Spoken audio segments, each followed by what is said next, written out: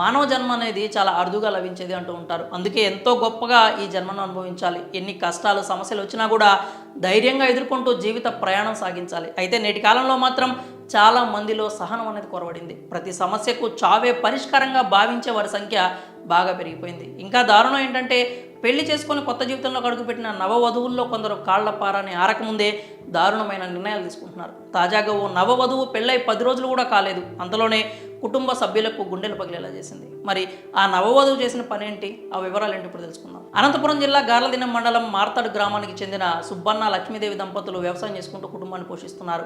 ఈ దంపతులకు 2 కుమార్తెలు సంతానంగా ఉన్నారు. వీరి కుటుంబం వ్యవసాయం పైనే ఆధారపడి జీవనం సాగిస్తోంది. ఆ భార్యాభర్తలు ఇద్దరు రేంబావులు కష్టపడి పనిచేస్తూ పిల్లలను పెంచి పెద్ద చేశారు. ఇక సుబ్బన్న తన కుమార్తెలను బాగా చదివించాడు. ఇక ఇటీవలే పెద్ద కుమార్తె గాయత్రికి ఘనంగా వివాహం కూడా చేశారు. ఈ నెల 11వ తేదీన పెద్దవడుగూరు మండలం కండ్లగూడూరు గ్రామానికి చెందిన గణేష్ అనే యువకుడికి ఇచ్చి గాయత్రికి వివాహం జరిపించారు. ఇక తమ కుమార్తెకు పెళ్లి చేసిన సంతోషంలో సుబ్బన్న దంపతులు ఉన్నారు. అయితే వారి ఆనందం పట్టుమని 10 రోజులు కూడా లేదు.